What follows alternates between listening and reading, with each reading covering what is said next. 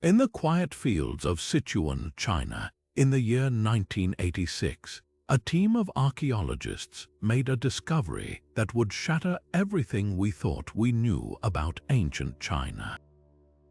As their tools brushed away centuries of soil, they uncovered something utterly unexpected: a massive, haunting bronze mask, its eyes wide and alien, its expression frozen in an eerie stare. This was no ordinary artifact. It belonged to a civilization forgotten by time, a people who left behind no written records, no grand cities, just these strange, otherworldly treasures buried deep in the earth. The Sanxingdui culture had been lost for over 3,000 years, and now its secrets were beginning to resurface. What makes this discovery so extraordinary isn't just the artistry of these artifacts, though they are breathtaking in their craftsmanship, but the questions they force us to ask. Who were these people? Their bronzes bear no resemblance to anything else found in ancient China. The masks, with their exaggerated features and gold leaf accents, seem almost extraterrestrial. And then there's the mystery of their disappearance. Unlike other ancient civilizations that faded slowly, the Sanxingdui culture seems to have vanished overnight. Even stranger, their most sacred objects, those stunning bronzes, were deliberately smashed, burned, and buried in pits, as if someone wanted to erase them from history entirely. This isn't just a story about lost artifacts. It's a puzzle that challenges our understanding of human civilization. How could a culture this advanced leave no trace in the historical record? What catastrophe or deliberate act led to their downfall, and why would they destroy their own treasures? As we explore the enigma of Sanxingdui, we'll uncover clues hidden in the soil, piece together theories from scattered fragments, and confront the unsettling possibility that some mysteries may never be fully solved. Stick with us, because what you're about to discover will make you question everything you thought you knew about the ancient world.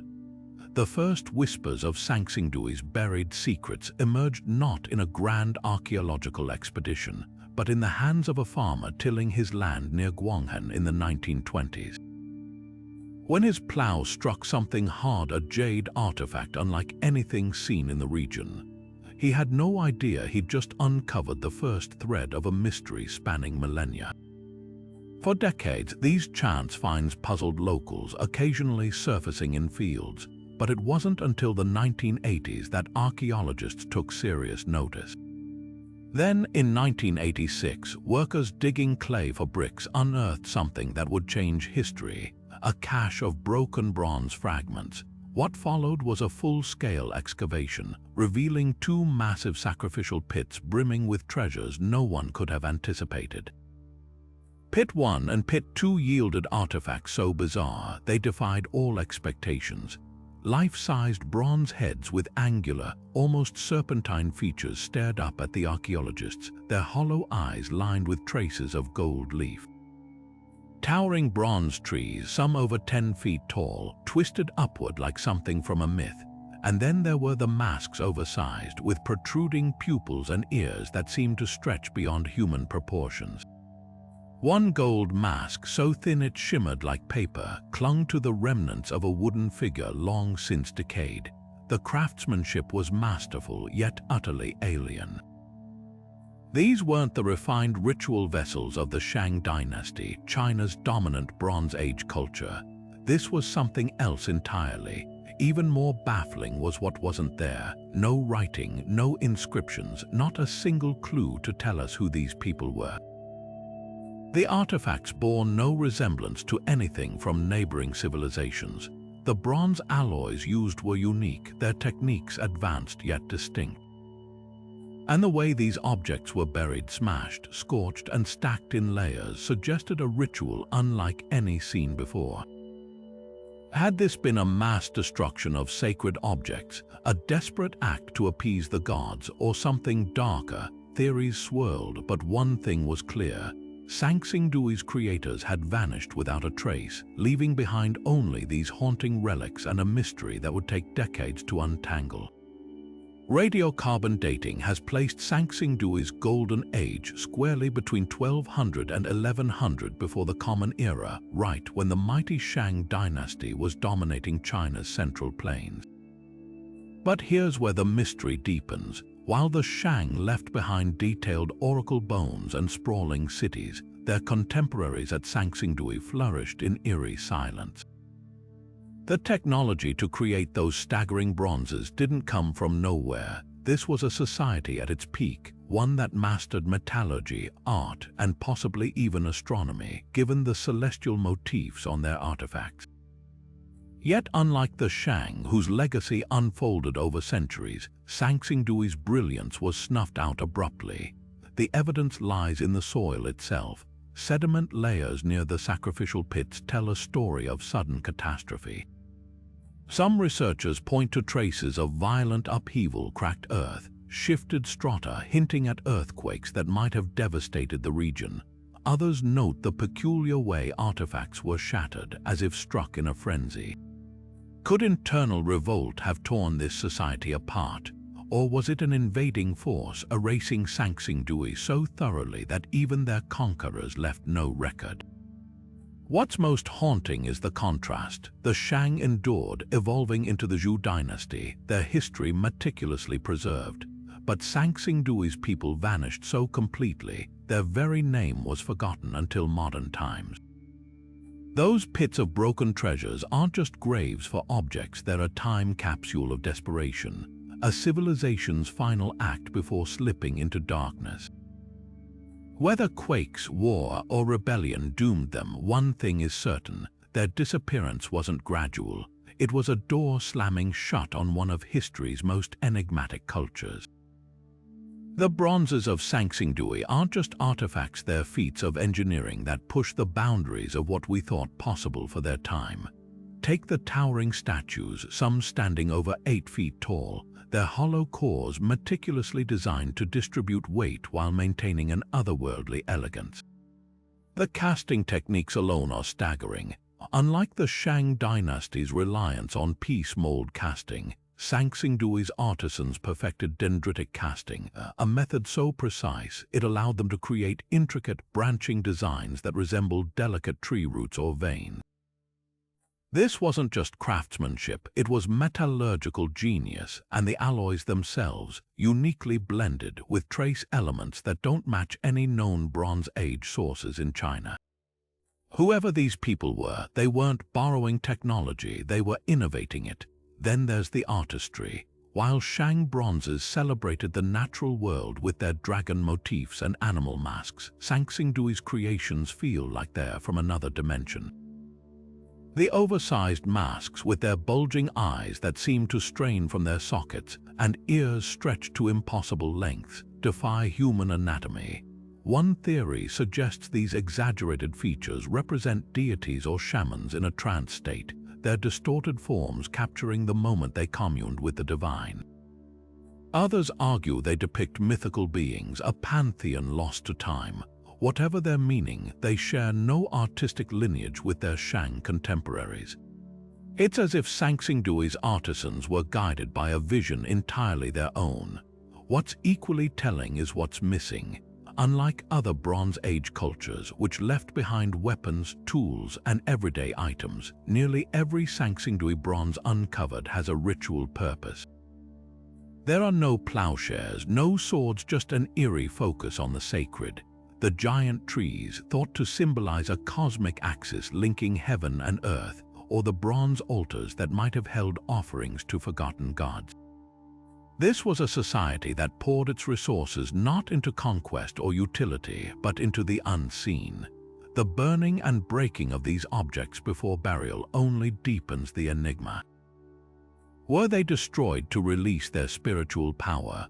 Or was this an act of defiance against whatever forces brought Sanxingdui's collapse? The answers, like so much about this culture, remain tantalizingly out of reach. Among the most mesmerizing treasures unearthed at Sanxingdui are the gold masks, delicate sheets of hammered gold so thin they ripple like fabric, yet so meticulously crafted they contour to human features. Some cover entire faces with an eerie, almost alien precision, their eyes and mouths shaped into expressions that hover between serenity and otherworldly intensity. The largest of these masks, nearly a foot wide, would have required not just extraordinary skill to create, but an almost unthinkable investment of wealth for a Bronze Age society. Gold was vanishingly rare in ancient China, yet here it was lavished on objects never meant to be seen again. The mask's cultural significance is as layered as the gold itself. One compelling theory links them to sun worship. Their radiant surfaces catch light like miniature suns, and their exaggerated features, particularly the oversized eyes, mirror solar motifs found in later Sichuan cultures like the Ba and Shu kingdoms. Could these masks represent deities who bridged the earthly and celestial realms? Or perhaps they were worn by shamans during rituals, their reflective surfaces amplifying their connection to the divine. The absence of written records leaves us deciphering meaning through craftsmanship alone. Even more perplexing is why such wealth was intentionally buried. Unlike hoards of gold hidden for safekeeping, these masks were crushed, folded, and tossed into pits alongside shattered bronzes, a deliberate act of destruction. Some scholars suggest a ritual killing of sacred objects to release their spiritual essence, a practice seen in other ancient cultures. Others propose a darker scenario, that the masks were interred during a crisis, an offering to gods who failed to protect Sanxingdui from whatever catastrophe erased it. The echoes of these masks ripple through later regional art. The Shu kings, who ruled Sichuan centuries after Sanxingdui's fall, adorned their own ritual objects with protruding eyes and elongated features, a haunting aesthetic legacy. Yet nothing compares to the sheer audacity of Sanxingdui's goldwork. These weren't merely decorations, they were conduits to the unseen, forged by a people who poured their finest resources into the intangible. When we stand before these masks today, we're not just glimpsing ancient artistry, we're staring into the silent eyes of a civilization that chose to bury its brightest treasures, leaving us to wonder what they feared or revered enough to hide them forever. Among the shattered bronzes and golden masks of Sanxingdui, another class of artifacts tells a quieter but equally compelling story: the jades. Smooth, cool to the touch, and precisely carved, these objects reveal a connection that stretches far beyond Sichuan's borders.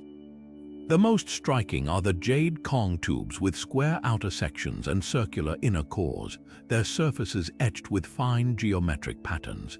These aren't just decorative, they're nearly identical to those crafted over 1,000 kilometers away by the Liangzhu culture, a civilization that thrived around 2000 before the Common Era.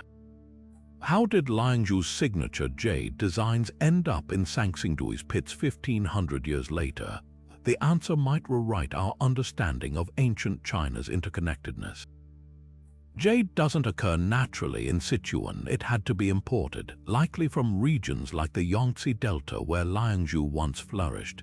This suggests trade routes or cultural memory spanning generations. But Sanxingdui's artisans didn't merely copy Liangzhu's work, they reinterpreted it. Where Liangzhu's Kong were polished to a mirror sheen, Sanxingdui's bare subtle striations, as if the act of carving held its own ritual significance. Some scholars argue these jades were heirlooms, passed down as sacred relics long after Liangzhu's collapse. Others see them as evidence of a shared cosmological vision, an enduring belief that jade, with its unyielding beauty, could bridge the human and divine realms. Then there are the blades and ceremonial tablets, each placement in the pits hinting at deliberate purpose. Unlike the bronzes, which were violently shattered, many jades were laid intact, some even carefully nested within broken bronze fragments. This distinction is crucial. If the bronzes were killed to release their power, perhaps the jades were meant to endure, their permanence a plea for continuity in the face of catastrophe. One tablet, incised with a pattern resembling rolling clouds, mirrors designs found in later Zhou dynasty artifacts, suggesting Sanxingdui's influence may have quietly seeped into China's cultural DNA despite its sudden disappearance. What rituals these jades accompanied remains speculative, but clues emerge from their craftsmanship. The Kong's square and circle shape is thought to symbolize earth and sky, a microcosm of the universe held in the hands of priests. Blades, too sharp for practical use, likely served ceremonial purposes, perhaps severing spiritual bonds or channeling ancestral blessings. The absence of wear on these objects suggests they were reserved for moments of profound significance, wielded only by those who mediated between worlds.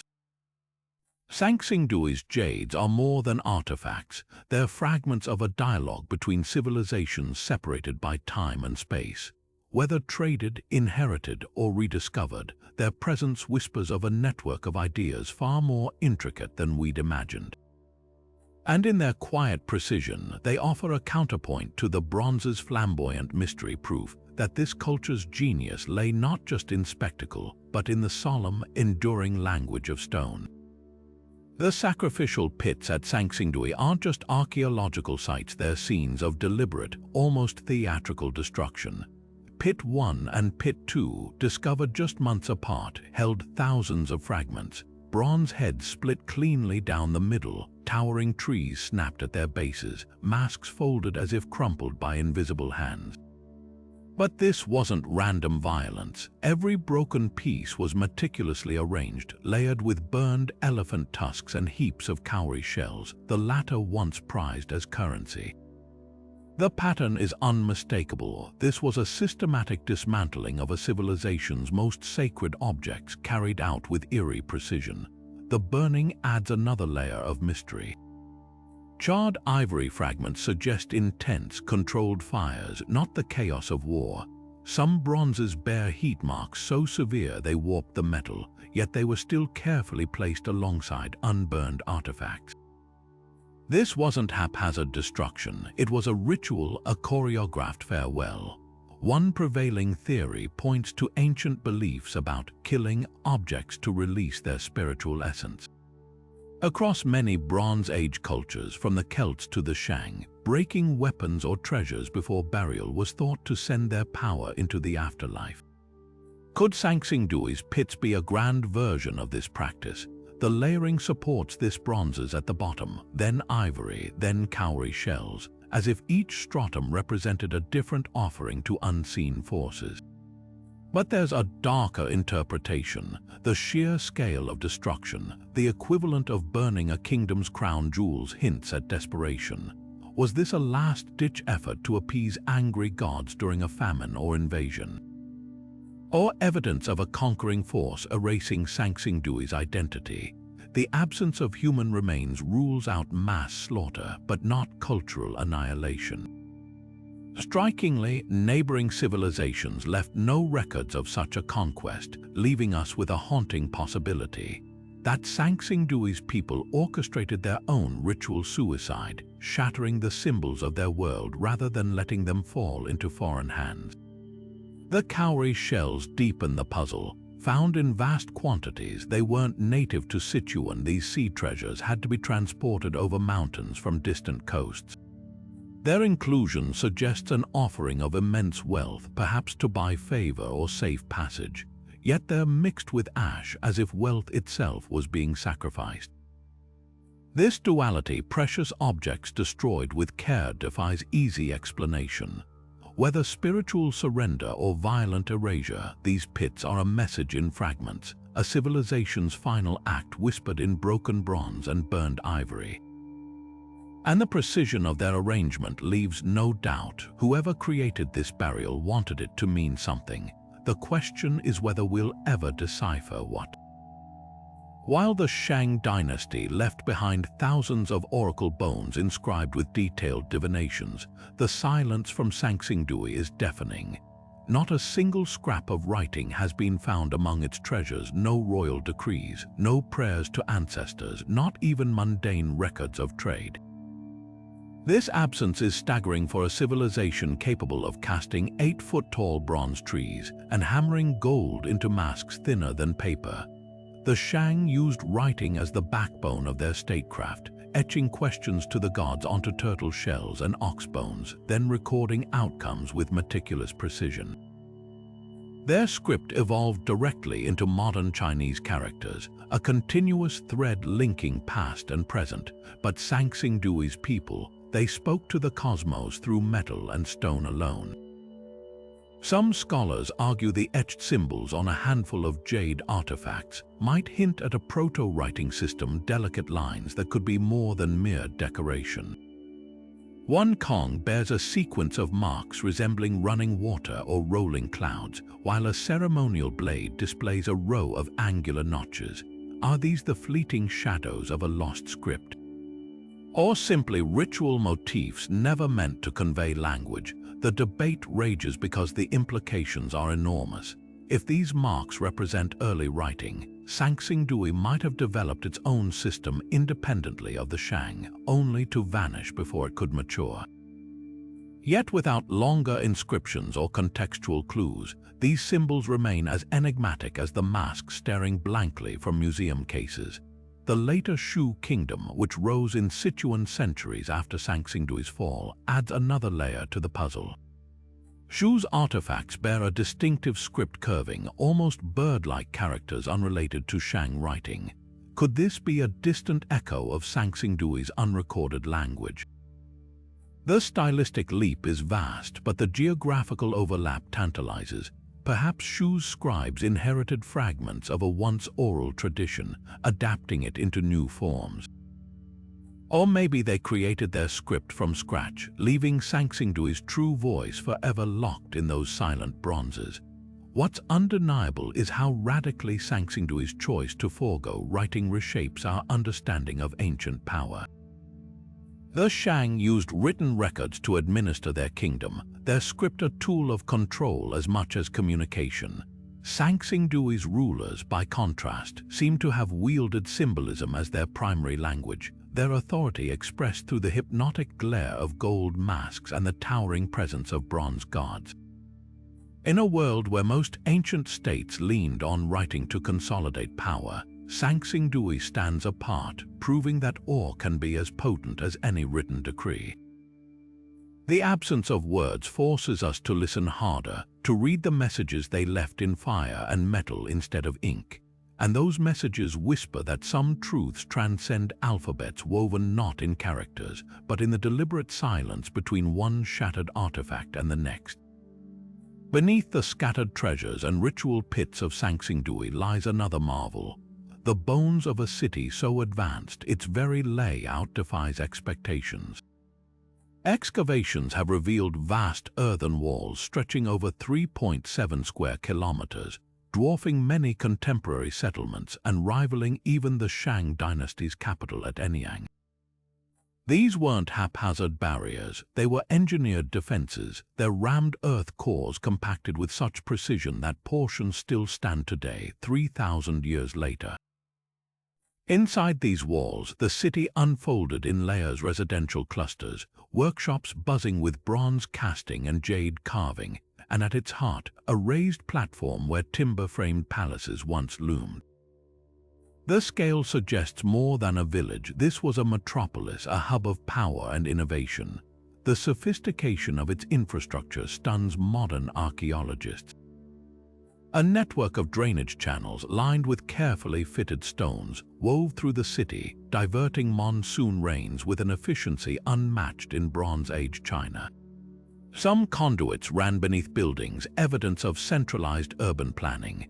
The palaces themselves, though their wooden beams have long since decayed, left behind post holes arranged in precise grids, hinting at multi-story structures with sweeping roofs, architectural grandeur meant to inspire awe.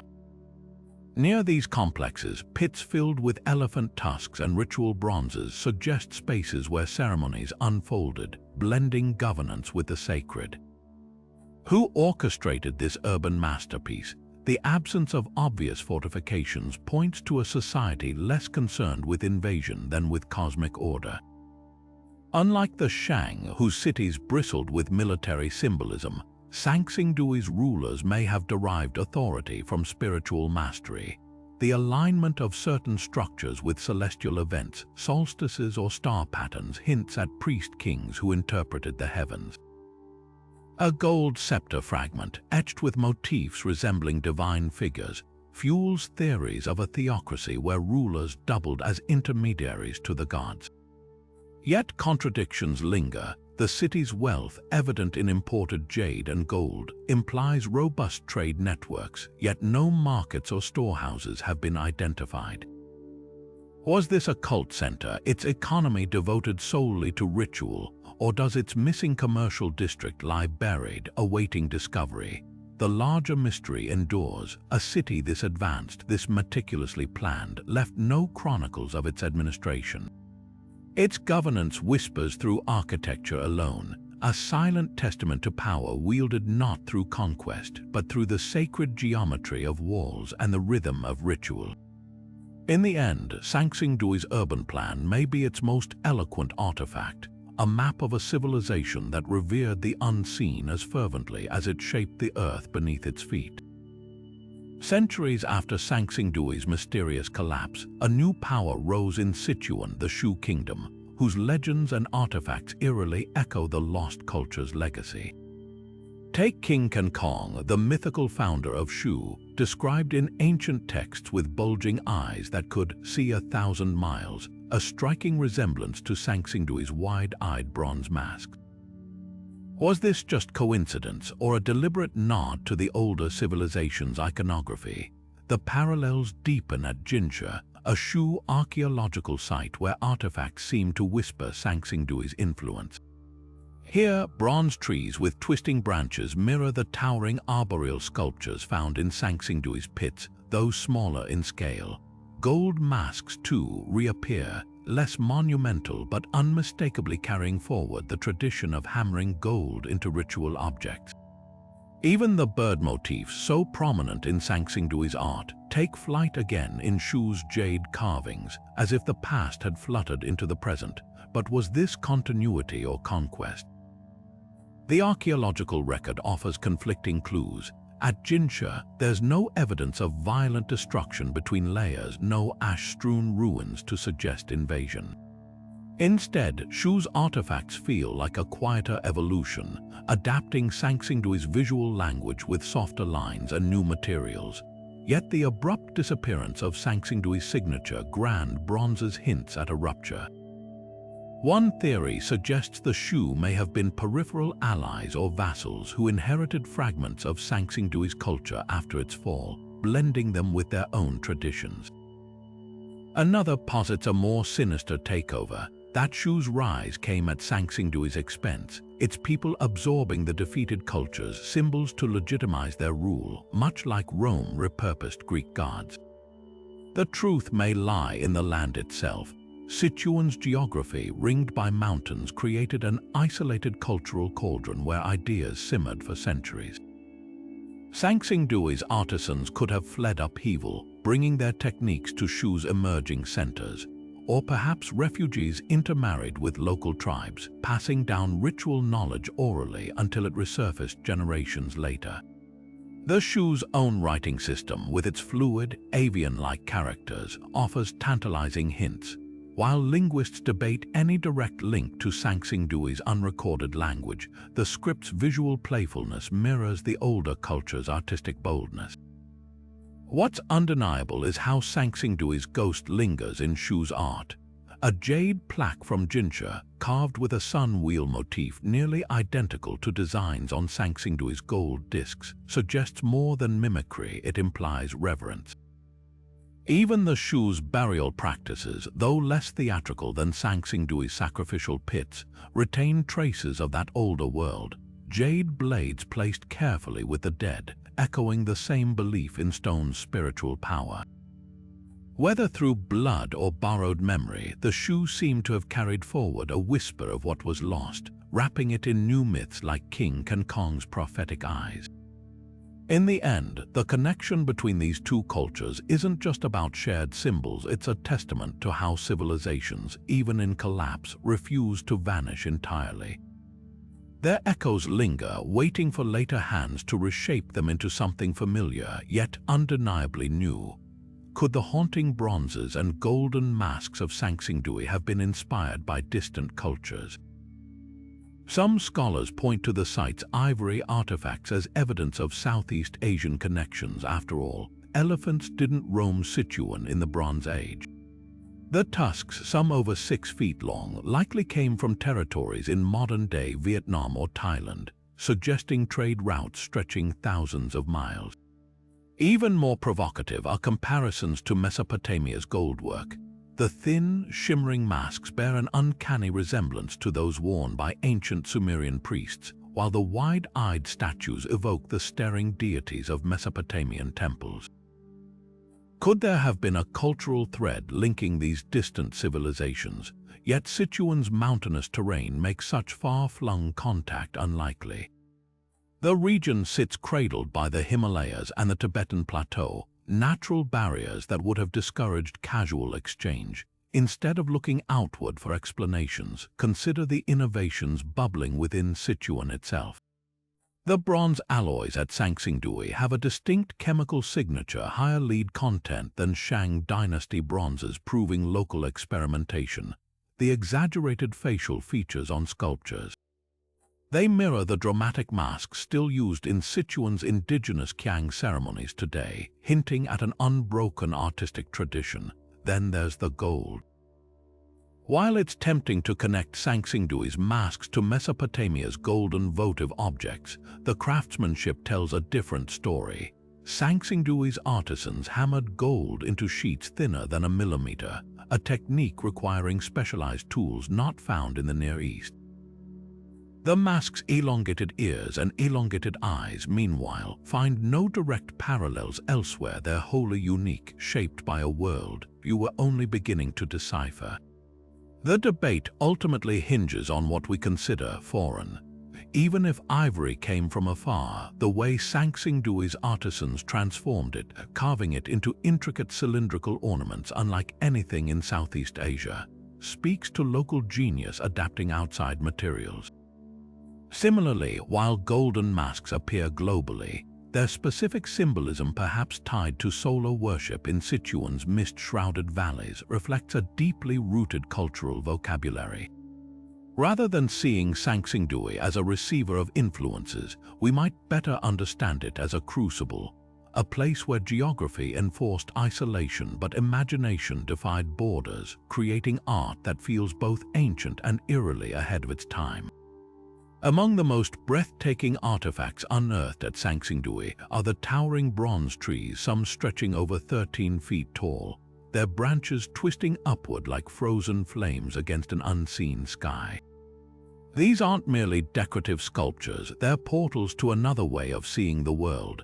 Each tree teems with intricate details, delicate birds perched on branches, their beaks parted as if mid-song, and serpentine dragons coiled around the trunks, their scales rendered with mesmerizing precision. But what makes these trees truly extraordinary isn't just their artistry, it's the way they were treated in their final moments. Archaeologists found them systematically disassembled, their branches carefully broken off and laid alongside the trunks in the sacrificial pits, as if their destruction was part of a sacred script. These trees may hold the key to understanding Sanxingdui's spiritual universe. One compelling theory links them to the Fusang myth, a cosmic tree from Chinese legend said to connect heaven, earth, and the underworld. In ancient texts, the Fusang tree stood at the world's axis, its branches hosting 10 suns that took turns crossing the sky. Sanxingdui's bronze trees, with their avian inhabitants and celestial motifs, might have embodied a similar belief, a ladder for shamans or deities to traverse between realms. The birds could symbolize messengers carrying prayers upward, while the dragons, often associated with water and transformation in Chinese cosmology, may have represented the fluid boundary between worlds. The tree's deliberate dismantling before burial adds another layer of mystery. Unlike haphazard destruction, the methodical breaking suggests ritual precision, perhaps a symbolic closing of the pathways between realms during a time of crisis. In shamanic traditions across Eurasia, world trees or pillars were believed to hold the cosmos together. Their toppling could signify the unraveling of order. Were Sanxingdui's priests dismantling these sacred conduits to prevent chaos from spreading, or were they freeing the spirits within, sending them into the afterlife as companions for the departed? Parallels emerge from other Bronze Age cultures. The Norse Yggdrasil, the Mesopotamian tree of life, even the Mayan world tree all shared this concept of an axis linking cosmic layers. Yet Sanxingdui's trees stand apart in their physicality. Cast in bronze, they were meant to endure, their very material defiance of time making their destruction all the more poignant.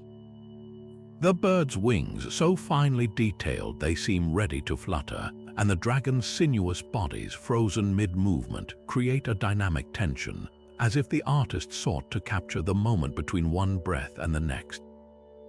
What's equally telling is what surrounds the trees in the pits. Fragments of gold foil, possibly once adorning the branches, hint at a brilliance now lost. Cowrie shells, often symbolic of wealth or divine favor in ancient China, cluster near their bases like offerings. This contextual evidence paints a picture of rituals where sound, light, and motion played roles. Imagine the trees shimmering under torchlight, shells rattling in the wind, their disassembly a performative act witnessed by the community. The trees challenge our assumptions about ancient technology and belief. Their construction required not just artistic genius but advanced engineering, hollow cores to reduce weight, interlocking segments for stability. Yet their purpose was profoundly spiritual. In a civilization that left no written prayers, these bronzes may be the closest we'll ever get to hearing Sanxingdui's voice, a plea, a lament, or a final hymn to forces beyond human understanding. When we stand before their reconstructed forms in museums today, we're not just seeing artifacts, we're glimpsing the scaffolding of a lost worldview, one where the boundary between earth and sky was as thin as the bronze that once connected them. The elephant tusks unearthed from Sanxingdui's sacrificial pits tell a story that spans both geography and time. Over 100 ivory fragments, some nearly 6 feet long, carefully placed alongside shattered bronzes and golden masks. Their sheer quantity raises immediate questions. Where did these tusks come from, and why were they so central to Sanxingdui's rituals? Today, Sichuan's cooler climate makes it an unlikely habitat for elephants, but 3,000 years ago, the region may have been warmer and wetter, with dense forests that could have supported herds. Some researchers argue these tusks were locally sourced, remnants of a forgotten era when elephants roamed Sichuan's valleys. Yet others point to the chemical signatures in the ivory, trace elements matching mineral deposits from the Yangtze River basin, or even as far as Southeast Asia, suggesting these were prestige goods acquired through vast trade networks. The way the tusks were treated in the pits hints at their symbolic weight. Found in layers alternating with bronzes and cowrie shells, many show deliberate cut marks, as if ritually killed, like the metal objects surrounding them. Some were fashioned into cylindrical ornaments or carved with intricate spirals, their surfaces polished to a gleam that would have caught flickering torchlight during ceremonies. Ivory in the ancient world wasn't just a material, it was a statement. For cultures like the Liangzhu or Shang, it symbolized status, a luxury item reserved for elites. At Sanxingdui, however, ivory seems to have held deeper, possibly spiritual significance. Its destruction alongside sacred bronzes suggests it wasn't merely decorative but integral to their cosmology. Trade routes could hold the key. If these tusks were imported, their journey to Sichuan would have been fraught with logistical challenges. The Yangtze River, snaking through steep gorges, might have served as a watery highway, with middlemen ferrying ivory upstream from southern regions. Alternatively, overland routes through Yunnan's mountain passes could have connected Sanxingdui to elephant habitats in what's now Vietnam or Laos. Either scenario implies a level of political and economic organization rarely attributed to Bronze Age cultures outside the Central Plains. The presence of cowrie shells, another non-local item, strengthens the case for Sanxingdui's participation in long-distance exchange, painting a picture of a society wealthy enough to import luxuries for the sole purpose of sacrificial offerings. Elephants themselves may have been more than just ivory sources. In later Chinese traditions, elephants symbolized strength and cosmic order, often associated with the earth's fertility. Sanxingdui's artisans left no intact elephant depictions, but the serpentine dragons coiled around their bronze trees bear trunk-like protrusions, perhaps blending serpent and elephant motifs into a hybrid guardian deity. The ritual burning of ivory charred fragments found in the pits could reflect a belief in its transformative power, its smoke carrying prayers to the heavens. The most haunting possibility is that these tusks were relics of a vanishing world. If Sichuan's climate shifted during Sanxingdui's decline, pushing elephants southward, the ivory in the pits might represent a last connection to a disappearing ecosystem. Their deliberate burial, then, could have been an act of preservation, a plea to the gods to remember what was being lost. Whether local or imported, these tusks were more than raw material. They were a bridge between the tangible and the divine, their origins as mysterious as the hands that laid them to rest. One of the most striking differences between Sanxingdui and its Bronze Age contemporaries is what's missing from its sacrificial pits: human bones.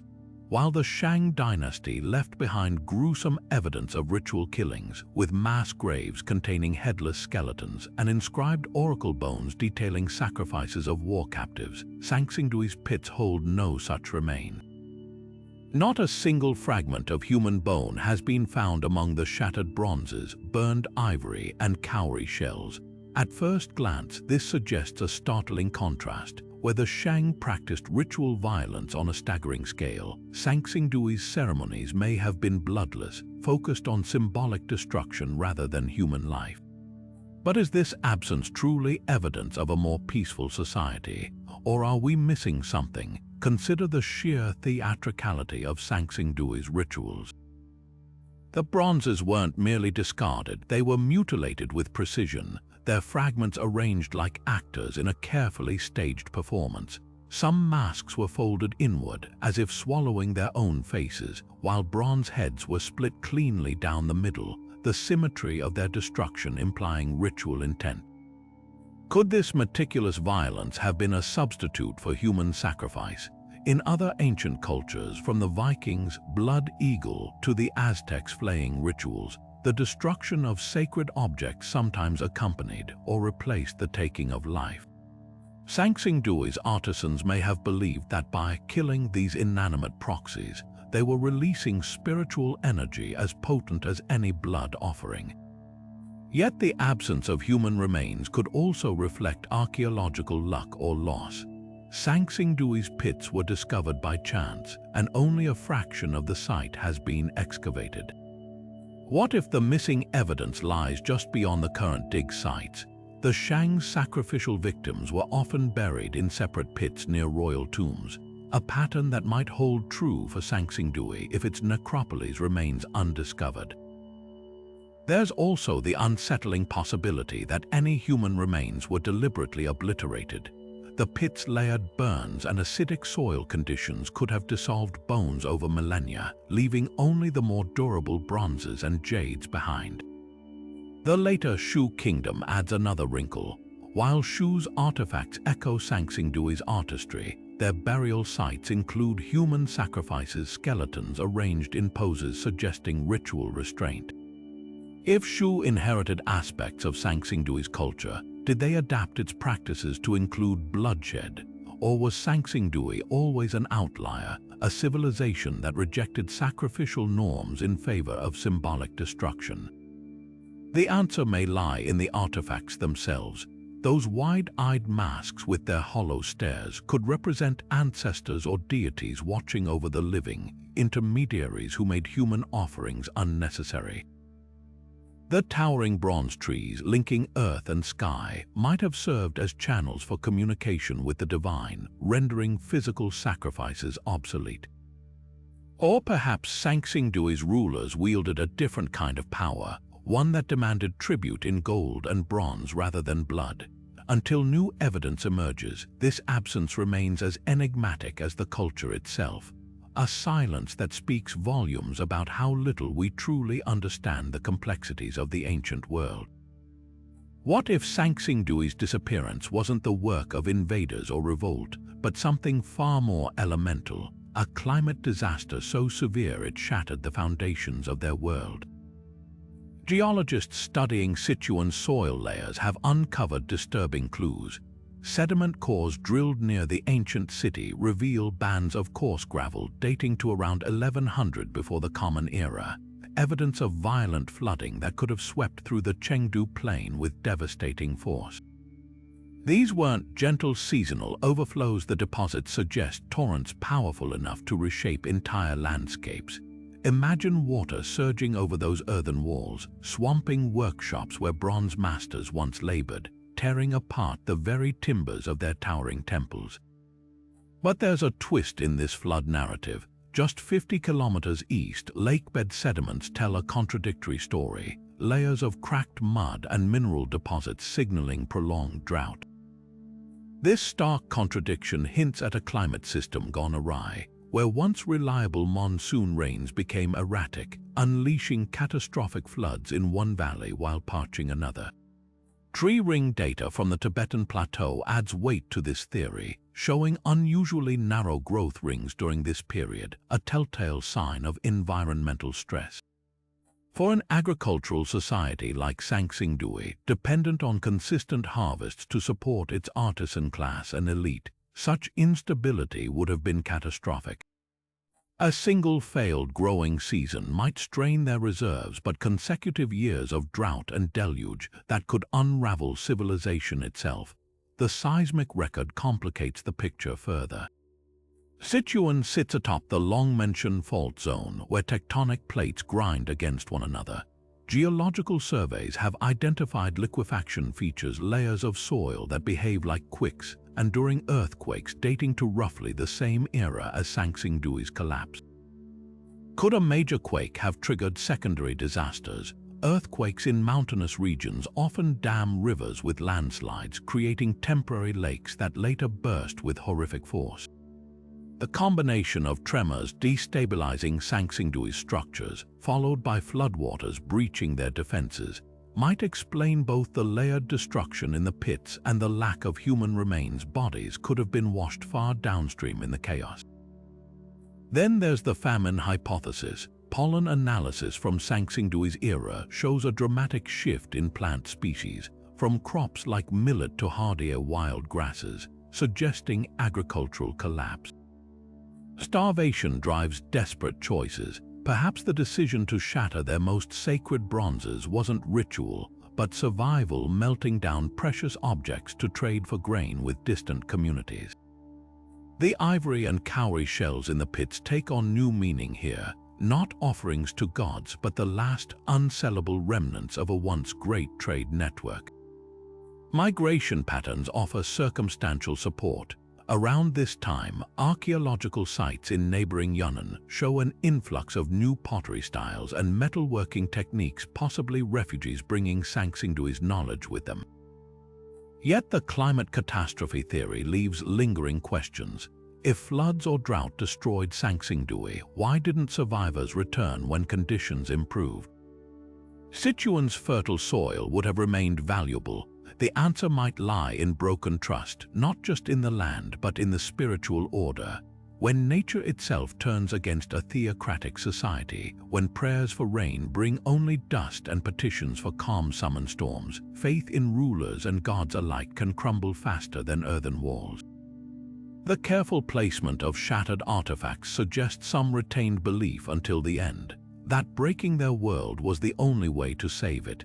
In this light, Sanxingdui's pits become time capsules of despair, but also of strange hope, that by burying their treasures, they might one day be remembered, even if their names were lost. Beneath the layers of burned ivory and shattered bronzes in Sanxingdui's pits, another category of artifacts tells a darker story. Weapons. Jade axes with razor-sharp edges, bronze daggers still gleaming after millennia, and spearheads bent as if by brute force. These aren't ceremonial objects, they're tools of war buried alongside sacred treasures. Were they offerings to warlike gods or grim evidence of a final, desperate battle? The presence of weapons in ritual contexts isn't unusual. Shang dynasty pits also contain arms, but here, the blades show signs of violent use. Some daggers bear nicks and gouges consistent with combat, while jade axes, though symbolic in many cultures, display wear patterns suggesting they were wielded, not just displayed. Shang dynasty inscriptions add fuel to this theory. Oracle bones from their capital at Anyang speak of repeated conflicts with the Qiang, a term used broadly for Western peoples. Could the Qiang have been Sanxingdui's inhabitants, their civilization crushed by Shang expansion? The timing aligns sometime around 1100 before the Common Era. Shang records note victories over Western foes, coinciding with Sanxingdui's abrupt disappearance. Yet the evidence is maddeningly indirect. Shang scribes never mention a city matching Sanxingdui's description, nor do they describe encounters with people crafting such extraordinary bronzes. The weapons themselves offer conflicting clues. While some blades show battle damage, others were snapped cleanly, a deliberate act like the breaking of the bronzes. This duality complicates the invasion narrative. Were these arms captured trophies, ritually killed by victors, or did Sanxingdui's own people destroy their weaponry in a symbolic surrender? The jade axes deepen the puzzle. Jade, harder than steel, was painstakingly worked into lethal edges, yet many were buried intact, their craftsmanship too precious to waste. If this was a battle's aftermath, why spare these valuable arms? Geography casts further doubt. Sichuan's mountainous terrain would have made large-scale invasions arduous. The Shang military, while formidable, excelled in chariot warfare on open plains, not the steep valleys surrounding Sanxingdui. A more plausible scenario might involve internal strife.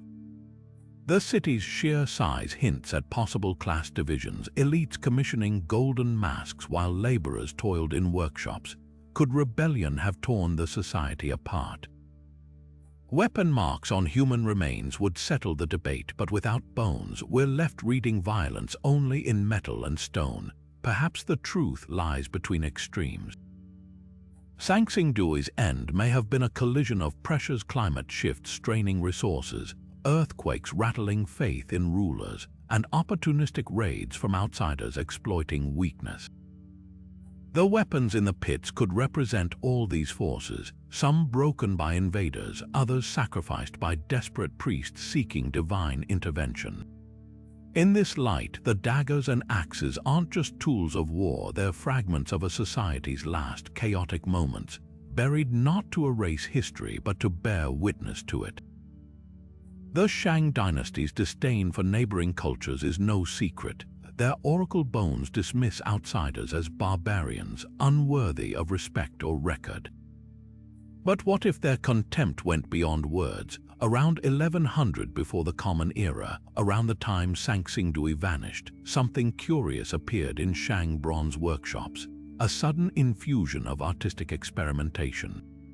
Traditional Shang vessels, with their predictable Taoti masks and dragon motifs, gave way to wilder forms, hybrid creatures, exaggerated eyes, and swirling designs that eerily echo Sanxingdui's alien aesthetic.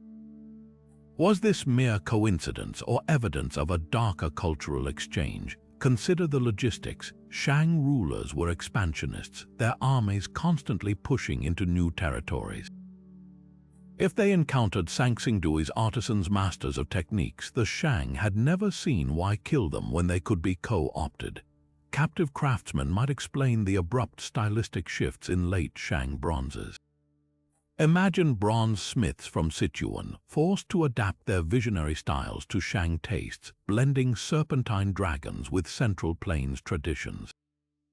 The resulting objects would be hybrids, neither fully Shang nor Sanxingdui, but something unnervingly in between. The timing is damning. Right as Sanxingdui's pits were being filled, bronzes smashed, gold masks folded, Shang workshops began producing their own wide-eyed figures, albeit tamer versions.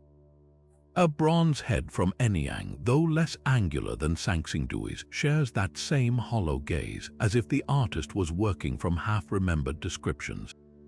Even the Shang's sudden use of gold leaf, previously rare in their repertoire, hints at outside influence. Gold was Sanxingdui's signature medium, hammered into luminous sheets that seemed to breathe. For the Shang to adopt it so abruptly suggests more than trade. It implies direct transmission of knowledge, possibly under duress, yet the silence is deafening. Shang inscriptions boast of conquering the Qiang and other Western barbarians, but never mention a city of bronze casters, let alone one capable of crafting 13-foot-tall trees. If they destroyed Sanxingdui, why not trumpet such a victory? One possibility is ideological erasure. For the Shang, whose worldview centered on their own divine mandate, acknowledging a rival culture's sophistication might have been unthinkable. Better to bury their achievements both literally and historically than admit another civilization matched their brilliance. The most chilling clue lies in the pits themselves. The precision with which Sanxingdui's artifacts were destroyed, specific sections shattered, others left intact, suggests someone knew exactly how to dismantle their power. Who better than conquering Shang priests schooled in ritual warfare to systematically kill each sacred object? They wouldn't just loot the gold or melt the bronzes, they'd annihilate their spiritual essence, ensuring no remnant of Sanxingdui's cosmology survived. In this light, the pits aren't just tombs for artifacts, they're crime scenes, the last stubborn fragments of a culture the Shang tried to vanish from history. But counterarguments linger. Shang artistic shifts could reflect internal evolution, not outside influence. Their own bronze technology was advancing, and experimentation isn't proof of theft. Even the gold leaf might have been a natural innovation spurred by newly accessed resources. Without direct evidence, a Shang inscription bragging of Sichuan conquests or a Sanxingdui workshop repurposed under Shang control.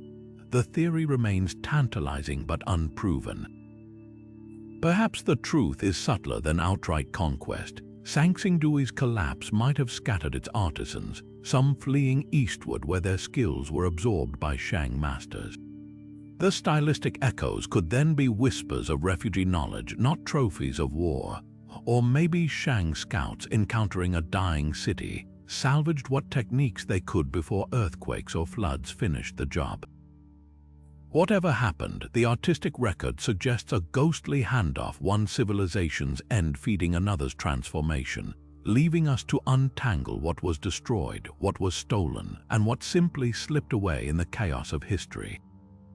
30 miles from the ruins of Sanxingdui, another buried city rises from the earth, Jinsha, a settlement thriving around 1000 before the Common Era, its treasures whispering of a past both familiar and strangely altered. While Sanxingdui's artifacts scream with their oversized masks and towering bronzes, Jinsha's relics murmur, a subtler echo, as if the culture had been strained through time and distance. Here, archaeologists uncovered bronze figures with the same wide, watchful eyes as Sanxingdui's, but smaller, less confrontational. The masks, so central to Sanxingdui's identity, vanish entirely. In their place, a new symbol emerges, a delicate golden sun disk, thin as a leaf and etched with 12 radiating points, its edges flaring like the rays of a noonday sun. This disk, unearthed alongside jade blades and elephant tusks, might hold the key to understanding what happened when Sanxingdui fell and who carried its legacy forward. The theory that Jinsha was a refugee settlement is impossible to ignore. Its artifacts appear abruptly with no local precedent, yet they lack the grandeur of Sanxingdui's ritual splendor. The absence of massive bronze trees or gold masks suggests a people stripped of resources but clinging to their old ways in diminished form. Imagine survivors of Sanxingdui's collapse, whether from war, quake, or drought, fleeing southward with whatever they could carry, fragments of knowledge, fragments of faith. Jinsha's smaller-scale bronzes could reflect the struggles of displaced artisans, forced to improvise without the royal workshops of their homeland. Those wide-eyed figures, though less imposing, still bristle with the same hypnotic energy, as if the craftsmen were determined to preserve the soul of their culture even as its body withered. The golden sun disk, though, is no mere echo, it's a reinvention. Unlike Sanxingdui's masks, which seem to stare into the void, the disk is pure celestial symbolism. 12 rays spiral outward, possibly representing months or zodiac divisions, hinting at an advanced grasp of astronomy. It's a bridge between worlds, the old obsession with the unseen. Those spirals could just as easily represent divine energy and a new focus on cosmic order. The material itself tells a story of continuity. The same hammer-thin goldwork techniques mastered at Sanxingdui, now applied to a different vision. Was this a conscious pivot, a way to adapt sacred imagery for a changed world? Or proof that the original artisans' descendants had begun to reinterpret their inherited beliefs? Even the burial practices shift tellingly. Jinchu's treasures weren't shattered like Sanxingdui's. They were laid gently in the earth, often alongside pig and deer bones, offerings of sustenance rather than destruction. Some scholars read this as a softening of ritual violence, while others see pragmatism, a community too small to waste precious metals on symbolic smashing. The persistence of ivory, though, suggests certain traditions endured. Just as at Sanxingdui, Jinchu's pits held stacks of elephant tusks, some carved into cylindrical ornaments. These couldn't have been local elephants, likely vanished from Sichuan by then, so their presence signals either preserved heirlooms or revived trade networks, a stubborn thread connecting past and present. What truly haunts is the question of why Jinchu's people abandoned the masks. Those hypnotic faces were the heart of Sanxingdui's spiritual language, yet here they're replaced by abstract symbols. One possibility is trauma, that the masks became too painful a reminder of whatever catastrophe destroyed their homeland. Another is synthesis. Perhaps Jinchu's residents blended with local tribes, merging Sanxingdui's imagery with new influences. The sun disk's 12 rays, for instance, find parallels in later Chinese cosmology, suggesting an early step toward the unified cultural traditions that would eventually dominate the region. The most tantalizing clue lies in what Jinchu shares with Sanxingdui's earliest phases. Before the giant bronzes, Sanxingdui's artisans crafted smaller, simpler figures, much like Jinchu's. This hints at a cyclical rebirth, a culture rebuilding from its roots, scaling down to survive before, perhaps centuries later, blossoming again. The gold disc, then, isn't just an artifact, it's a declaration. A statement that even as one civilization crumbled, its light refused to fade entirely, casting long shadows into a future its creators would never see. Sanxingdui's existence doesn't just rewrite ancient history, it shakes modern political narratives to their core. For decades, China's official historiography has emphasized a singular civilization model, tracing an unbroken lineage from the Yellow River cultures like the Shang Strait through to modern Han Chinese identity. But Sanxingdui throws a wrench into that tidy story. Here was a civilization flourishing simultaneously with the Shang, yet so radically different in art, technology, and cosmology that it forces us to ask, was ancient China ever truly unified, or was it always a patchwork of diverse cultures competing and coexisting? This tension plays out in subtle ways today. State-sponsored museum exhibits often downplay Sanxingdui's uniqueness, labeling its treasures as regional variations of Shang culture, a framing that feels strained when you stand before those wide-eyed bronzes, which share no artistic DNA with anything from the Central Plains. The political stakes are high. If Sanxingdui represents an entirely separate civilization, not just a provincial offshoot, it undermines the idea of China as an eternally cohesive entity. Some scholars outside mainland China have seized on this, suggesting Sanxingdui proves the Yangtze River basin and Sichuan had their own independent cultural trajectories, only later absorbed into the Han-dominated narrative. Taiwanese researchers, in particular, have drawn provocative parallels. They note similarities between Sanxingdui's jade artifacts and those found in Taiwan's prehistoric Bainan culture, hinting at possible maritime connections that bypass the Central Plains entirely. These theories, though still speculative, ripple through cross-strait politics where claims to shared or distinct cultural heritage carry heavy symbolic weight. Beijing's response has been a careful dance. While acknowledging Sanxingdui's brilliance, state media insists it was ultimately absorbed into China's broader cultural tapestry, avoiding any suggestion of outright rivalry. Recent documentaries produced by Chinese state broadcasters depict Sanxingdui artisans as trading peacefully with the Shang, exchanging ideas without conflict, a harmonious vision that glosses over the evidence of their radically different worldviews. The subtext is clear: diversity is celebrated, but only as a prelude to unity. Even the site's management reflects this delicate balance. Excavations are lavishly funded, yet controlled by central authorities, and international collaborations are tightly curated to ensure narratives align with national priorities. But the artifacts themselves refuse to be tamed. Those gold masks with their unsettling, almost defiant expressions seem to mock attempts to slot them into neat historical boxes. The more we uncover, the clearer it becomes. Sanxingdui wasn't a footnote to Shang history. It was a bold counterpoint, a reminder that the past is messier and more wondrous than any single narrative can contain. And in that untidiness lies its enduring power, challenging not just what we know about ancient China, but how we choose to remember it today. Just when we thought Sanxingdui had given up its last great secrets, the ground began yielding fresh wonders. Between 2020 and 2023, archaeologists uncovered 6 new sacrificial pits, each brimming with artifacts that deepen the mystery. Among the most dazzling finds were sheets of gold foil so thin they flutter at a breath, some etched with intricate patterns resembling celestial maps or sacred symbols.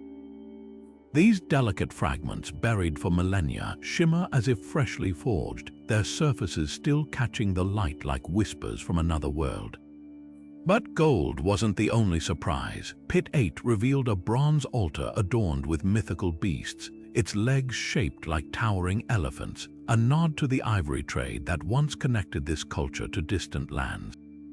Nearby, the faint outline of a grand structure emerged, foundation trenches hinting at a possible palace or temple complex, its scale suggesting this was no provincial outpost, but a beating heart of power and ritual.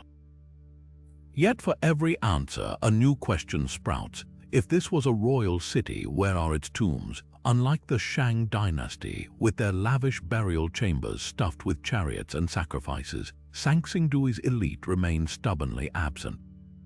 No grand mausoleums, no jade-shrouded skeletons, just those cryptic pits filled with broken treasures.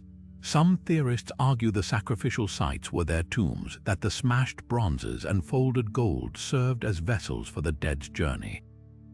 Others speculate the true burial grounds lie hidden beneath modern villages or river silt, waiting for a lucky plow strike or satellite scan to reveal them.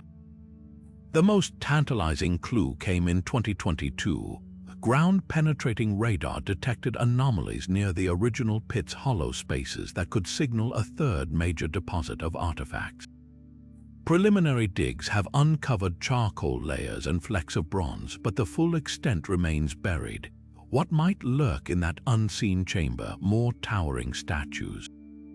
A trove of inscribed jades that could finally break Sanxingdui's silence, or perhaps something entirely unexpected, a relic so bizarre it upends our theories yet again. Modern technology is peeling back layers in ways earlier archaeologists couldn't dream of. 3-dimensional modeling reconstructs shattered bronzes digitally, revealing how fragments interlock like a metaphysical puzzle. Chemical analysis of soil traces pinpoints the exact temperatures at which ivory was burned, suggesting ritual fires were carefully controlled rather than chaotic.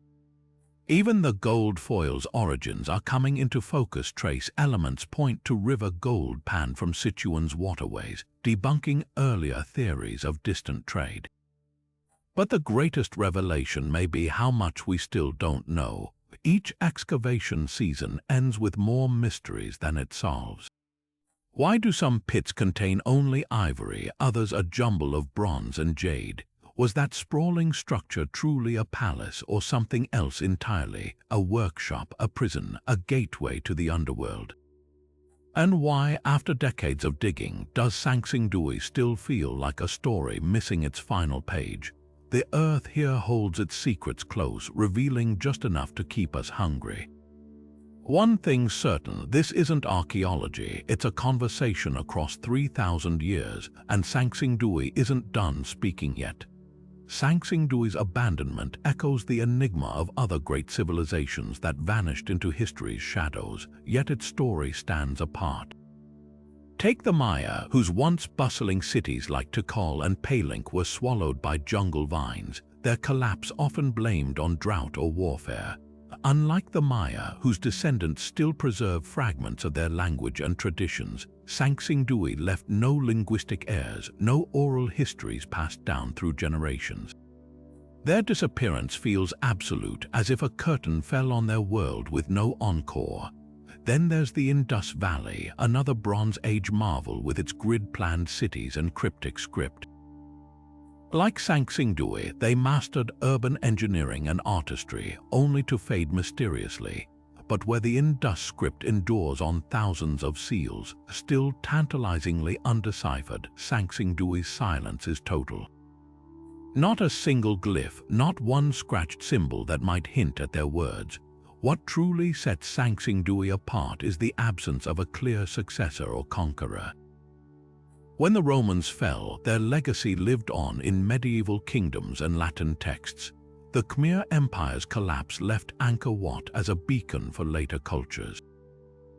Even the Minoans, swallowed by volcanic ash, influenced Mycenaean Greece, but Sanxingdui, its artifacts feel untethered. No dynasty claimed their craftsmanship as heritage, no neighboring kingdom boasted of absorbing their brilliance. The later Shu culture's artistic hints are whispers, not continuations, and while invaders often leave traces, the Hyksos in Egypt, the Sea Peoples in the Levant, Sanxingdui's pits show no foreign arrowheads, no sudden influx of outside styles. Just a void where a civilization should have echoes. The closest parallel might be the Cucuteni Tripilia of Eastern Europe, another advanced society that burned their own mega-settlements around 3800 before the Common Era. Like Sanxingdui, they left behind stunning art and no written records, but where Cucuteni's charred ruins suggest cyclical ritual destruction, Sanxingdui's breakage feels final, a closing act with no next performance. Even Ötzi the Iceman, a lone wanderer frozen in time, left more clues about his world than Sanxingdui's collective legacy. Perhaps that's the heart of their mystery, not just how they vanished, but why their memory was so meticulously erased not by time, but by hands we've yet to identify. In the end, comparing Sanxingdui to other lost cultures only underscores its loneliness in history. Others left puzzles. Sanxingdui left a riddle wrapped in bronze and buried with gold. The haunting visage of Sanxingdui's wide-eyed masks hasn't just captivated archaeologists, it's ignited the imaginations of storytellers worldwide. In Civilization VI, the ancient culture leaps from the dirt of history into pixelated glory as a playable faction. Its unique ability, the mysterious bronze, granting technological bonuses for uncovering artifacts. The game's designers leaned hard into the culture's enigmatic aura, scripting leader dialogues filled with cryptic pronouncements and animations showing those iconic gold masks glinting under virtual torchlight. But this digital revival isn't just entertainment. It's a testament to how Sanxingdui's otherworldly aesthetics translate effortlessly into modern myth-making. Hollywood, too, has seized on the mystery. The Indiana Jones franchise reportedly toyed with a Sanxingdui-inspired plotline before shelving it over fears the artifacts were too bizarre for audiences to accept as real. Meanwhile, Chinese cinema has woven the culture into historical epics like the Mysterium, where bronze trees become portals to supernatural realms. Even anime and manga like the 12 Kingdoms borrow Sanxingdui's visual language, transmuting those bulging eyes and serpentine dragons into fantasy motifs. This cross-media fascination reveals something startling. A civilization that left no written records has become a blank canvas for our own collective fantasies. Yet where creativity flourishes, conspiracy theories fester. The same exaggerated features that dazzle artists have fueled absurd claims about extraterrestrial influence. Online forums bristle with evidence that the masks depict alien visitors, pointing to the elongated eyes as proof of otherworldly contact. But archaeology demolishes these myths. Those so-called alien eyes mirror shamanic masks still used by Sichuan's indigenous Qiang people today, their protruding pupils symbolizing heightened spiritual vision, not interstellar origins. Chemical analysis further debunks the fringe theories. The bronze's unique alloy blend matches regional ore sources, while tool marks on the artifacts confirm human craftsmanship, not otherworldly intervention. The real wonder isn't aliens, it's human ingenuity.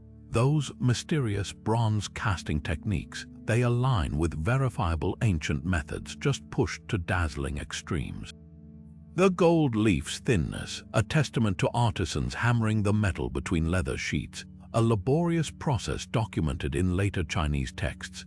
Even the mask's uncanny expressions find parallels in Pacific Islander and Aztec art, independent cultures reaching similar artistic solutions without cosmic mediators.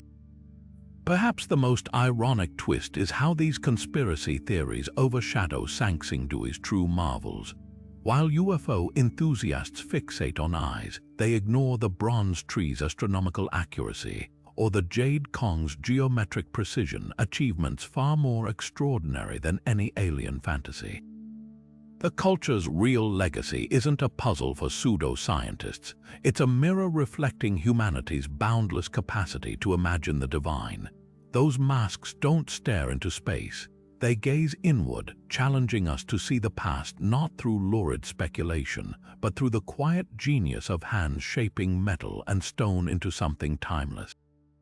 Sanxingdui's rediscovery didn't just add a footnote to history, it ripped up the textbook entirely. For generations, the narrative of ancient China centered on the Yellow River Valley, with the Shang dynasty as the uncontested cradle of Chinese civilization. But those towering bronze trees and golden masks force us to confront an uncomfortable truth. Advanced cultures didn't radiate outward from a single point. They sparked independently, flared brilliantly, and sometimes vanished without passing their flame. Sichuan's isolation, ringed by mountains and far from the central plains, makes Sanxingdui's sophistication even more startling.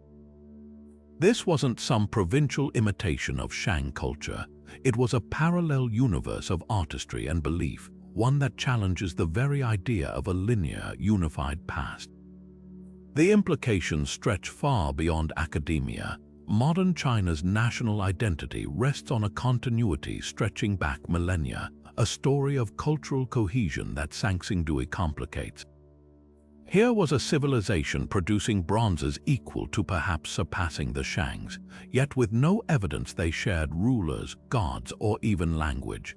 Their existence forces us to reimagine ancient East Asia not as a monolithic block but as a mosaic of competing visions. Think of the Mediterranean during the Bronze Age, Minoans, Mycenaeans, and Egyptians influencing one another while retaining distinct identities. Sanxingdui suggests a similar dynamism in China, one that official histories have smoothed over in favor of a streamlined origin story. This isn't just about correcting the record, it's about recognizing how easily entire worlds can be forgotten.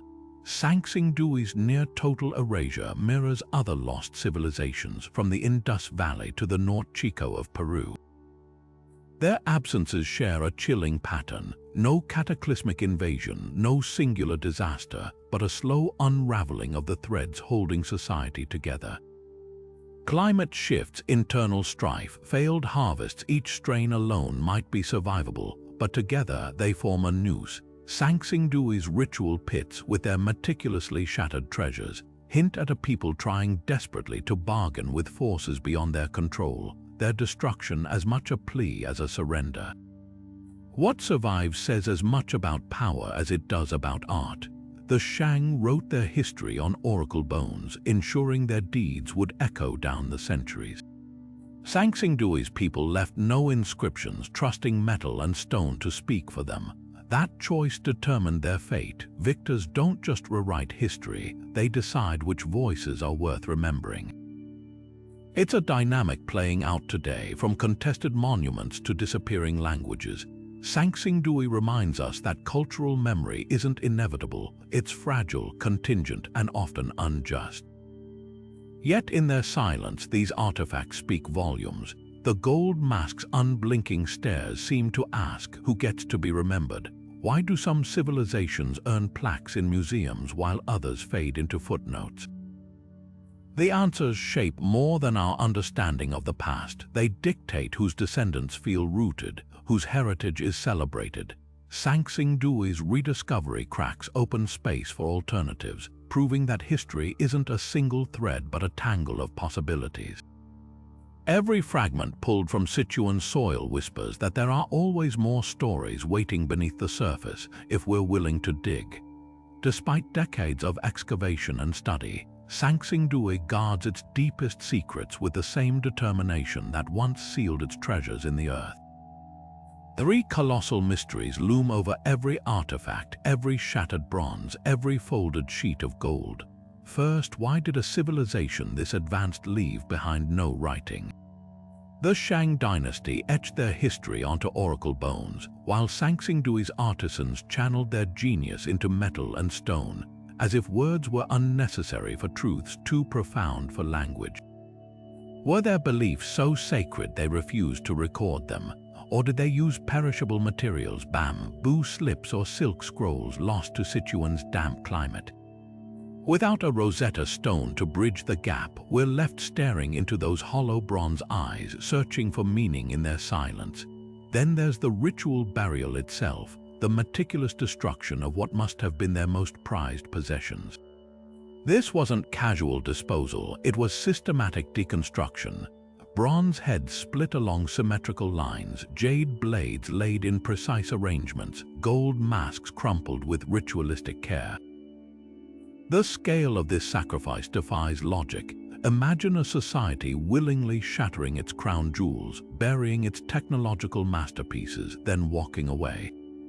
Was this an act of desperation to ward off disaster? A spiritual reboot, like deleting a corrupted hard drive to start anew? Or something darker, a final act of defiance to prevent their sacred objects from falling into enemy hands? The absence of human remains in the pits only deepens the puzzle. If this was a mass ritual, where are the participants? Did they vanish into the landscape, or were their bones scattered by floods or time? Most haunting of all, where did the people go? Unlike Pompeii's frozen victims or the Maya's gradual abandonment, Sanxingdui's departure feels deliberate yet abrupt. The later Shu culture's artistic echoes suggest some survivors may have carried fragments of tradition southward, but there's no evidence of a mass migration, no trail of artifacts leading to a new homeland. Climate data points to possible droughts or earthquakes, but why wouldn't survivors rebuild? Genetic studies of modern Sichuan populations might hold clues, but without ancient DNA from Sanxingdui's people, bones or teeth preserved in sealed tombs yet to be found, we're left speculating. The next chapter of this mystery might be written in laboratories, not excavation sites. Advances in DNA analysis could revolutionize the story if human remains emerge. Imagine extracting genetic material from a 3,000-year-old tooth, tracing lineage to modern ethnic groups or even distant regions. Stable isotope testing on those remains could reveal diets, proving whether famine contributed to their collapse. Even soil chemistry might unlock secret traces of ancient pollen or parasites preserved in the pit's sediment layers, painting a vivid portrait of their final days. Until then, Sanxingdui's riddles endure, reminding us that some of history's most profound conversations happen not through words, but through the weight of gold, the sheen of jade, and the deliberate silence of things left unsaid. Sanxingdui's story lingers like the ghostly shimmer of its gold masks, a civilization that burned dazzlingly bright, only to vanish into the shadows of history without a whisper. Their bronzes dazzle us with craftsmanship that defies time, their rituals mystify us with deliberate destruction, and their absence haunts us with questions that may never be answered. How does a culture this advanced, this innovative, simply disappear? The truth is, history isn't written by the past, it's shaped by what survives it. The Shang dynasty left behind oracle bones, the Egyptians their pyramids, but Sanxingdui's people entrusted their legacy to pits in the earth, as if they knew their treasures would only speak when the world was ready to listen. This isn't just a tale of forgotten artifacts, it's a mirror held up to how fragile our understanding of the past really is. For every civilization like Rome or China, with its unbroken records and towering monuments, there are countless others like Sanxingdui silenced by time, their voices surviving only in fragments. What if the Shang had written of them? What if a single scribe had etched their name into clay? Instead, we're left with a puzzle, one where every new excavation rewrites the story. The recent discoveries, those delicate gold foils, the bronze altar with its elephantine guardians, prove that Sanxingdui still has secrets to reveal. Who's to say the next pit won't hold the key to everything? So what do you think happened here? Was it a cataclysm that shattered their world, or a choice to withdraw from it? Did they vanish into the mountains, their culture dissolving like mist, or were they swallowed by conquest, their history erased by rivals? Drop your theories in the comments. We're all detectives piecing together this 3,000-year-old mystery. And if you're hungry for more ancient enigmas, don't forget to check out our deep dives into the Shang dynasty's brutal rise or the haunting legacy of Jinsha, where Sanxingdui's echoes flicker like candlelight in the dark. The past isn't dead, it's just waiting for us to